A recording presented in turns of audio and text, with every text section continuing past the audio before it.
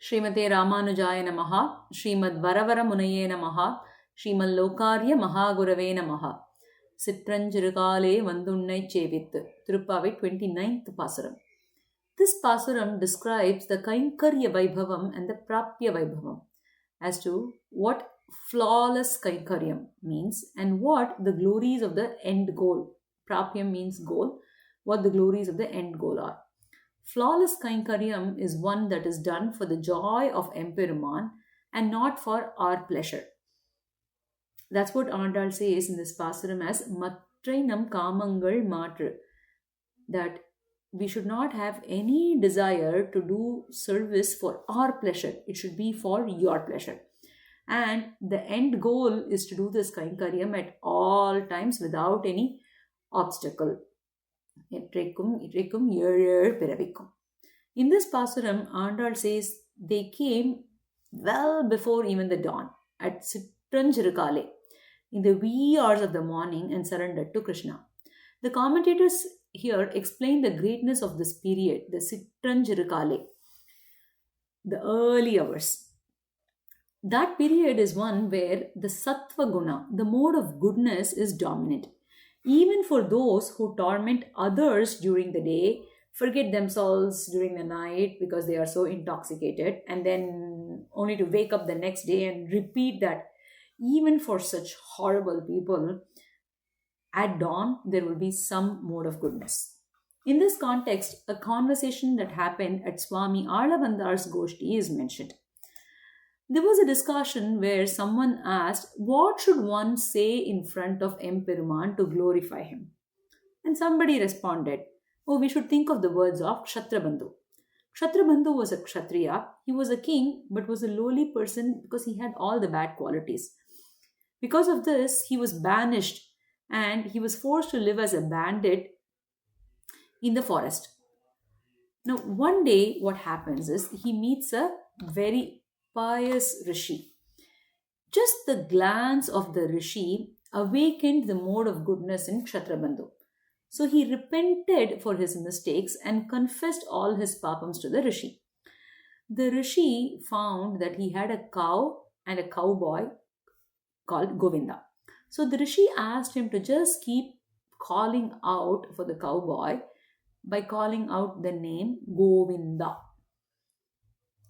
Eventually, just by the virtue of calling out the name Govinda, Govinda, come here, Govinda, clean up, Govinda, attend to the cow. Just by doing that, eventually he meaning Kshatrabandhu, became a devotee and glorified EmperumAn with some shlokas. In those shlokas, he prays that EmperumAn should show mercy upon him, upon Kshatrabandhu, because Kshatrabandhu is now glorifying and praying to EmperumAn. The Srivaishnava said, so we should keep Kshatrabandhu's words in our mind. But Alavandar rejects this. Alavandar says that this would mean that EmperumAn expects something from us, that he expects that we pray to him for him to give us something in return. So now the question is, if Kshatrabandhu's words are rejected, then what should one say at EmperumAn's Sannidhi? What should one glorify EmperumAn with?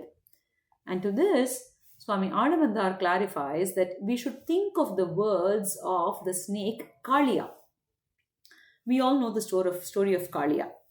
Krishna jumped on the head of Kaliya and danced, and he subdued the evil serpent Kaliya. Now Kaliya, when Krishna jumped on his head, surrenders and prays to Krishna. He says, "O Krishna, I am incapable of glorifying and worshipping you. It is only due to your compassion you should bless and forgive me." And Kaliya says that I have nothing to give, and it's only your compassion that can rescue me. So now, by taking Kaliya's words, Alavandar clarifies for that Kaliya's words are more appropriate for one to meditate and think about. And that we should not consider our surrender as the means, but EmperumAn's compassion as the means for our redemption. So the difference between Kshatrabandhu's words and Kaliya's words are that Kshatrabandhu said that he was praying, he was crying out, and so the Lord should have mercy on him. Whereas Kaliya said, "Oh Krishna, please have mercy on me, not because I can give you something in return, but because of your compassion." That's the difference. And that's what Swami Alavandar emphasizes here. The next Ithihyam in this pasuram is also about surrender. At dawn, one's mode of goodness is very dominant. So there is more likelihood of someone surrendering to EmperumAn.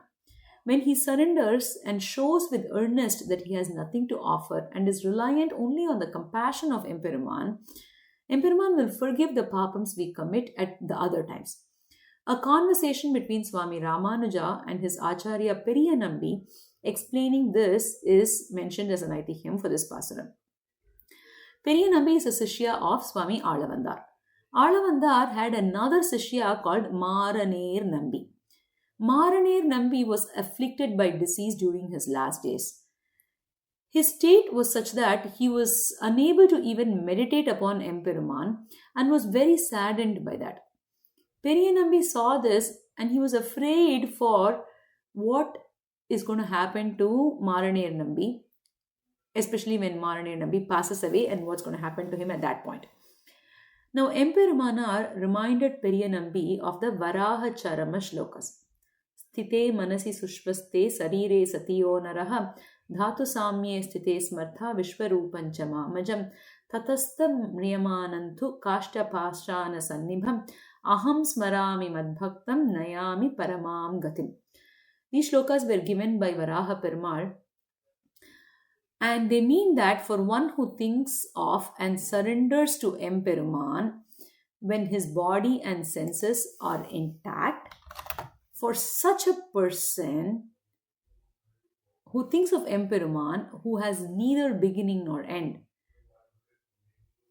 for such a person who thinks of EmperumAn who has the world as his body, who's all pervading, that EmperumAn who has neither birth nor death, for that person, when later in life, when he is like a log and is in his final days, EmperumAn will think of that bhakta of his and will take him to the higher worlds.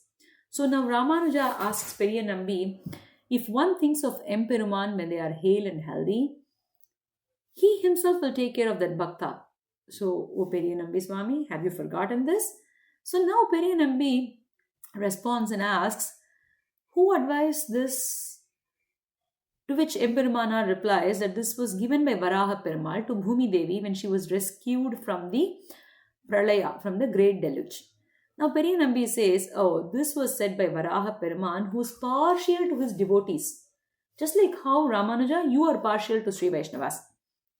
Has something similar been conveyed by someone else who is impartial? EmperumAn now replies, quoting the Bhagavad Gita, where Krishna commits that Name Bhaktaha Pranashyati, which means that his bhakta will not be ruined, and states that these are the words of someone impartial. These are the words of Krishna, who's impartial like Periyanambi. Their conversation grew, and now Periyanambi asked another question to Ramanuja. Are there any scriptural references that show that there is no rebirth for one who has understood EmperumAn clearly? EmperumAn quotes from Bhagavad Gita again. Krishna says in the Bhagavad Gita, Janmat karma cha me dhivyam evam yo veti tattvataha tyaktva deham punarjanma naiti mameti sorjana. One who clearly understands that my birth and actions are divine does not get another birth after their current one is over. Periyanambi was pleased to hear this and was comforted by Swami Ramanuja about Maraner Nambi's state, and that Maraner Nambi will for sure attain Sri Vaikuntha. The last Ithihyam for this pasuram is on the phrase Ithihyam Annukan Govinda, where Andal tells Krishna that their intention was not to get the things needed for the vratam from Krishna, but indeed Krishna himself. They only used those things as an excuse to get to Krishna. But now, when Krishna wants to offer the things they needed for the vratam to the Gopikas, Andal says, Itte Paraikolvan Anna. We don't want these. And she refers to Krishna as Govinda. Itte parekolman annukan Govinda. Now, Parasara Bhattar explains the intention behind Andal using the name Govinda here with a lot of humor. He says, the meaning of the Govinda is one who tends to the cows. Govinda, the protector of cows. Now, since he is a cow tender, he is just taking the cows for grazing. Just like how the cows have subdued knowledge, Andal takes a dig at Krishna and she says, oh, just because you are Govinda, oh, you are such a Govinda that you only understood the surface level asks and the desires of the Gopikas. You did not truly internalize our real needs of wanting you. And that's because you're Govinda, your smartness is subdued. Parasara Bhattar states that Andal takes a friendly dig at Krishna here when he intends to give them the things needed for the vrata. Some very deep meanings were covered in the Ithihyams along with this lighter note about Govinda. No one should assume that Govinda is a dig. In fact, Govinda is the perumper, because Andal says in the 28th pasuram where she says, Siruper Araittanavum Siri Arulade, where the Siruper is mentioned as Narayana, because Krishna takes great pleasure in being called as the tender of cows, because the cows, they never assumed that they have the ability to protect themselves. They relied fully on Krishna to protect them. So Krishna loves that. So he loved the name Govinda. So we should also call Krishna by the name Govinda as much as possible. We can all witness this even in Tirumalai. When we go, what names do people use to call out for the Lord? Govinda, Govinda, isn't it? So we should take this name of Krishna, Govinda, and call him as much as we can. Let's reflect on all of these and all the Ithihyams shared since the beginning of this month, of this Malbari season, and await the final day for this season. Alvar Emperumanar Jiyar Thiruvadigalai Sharanam.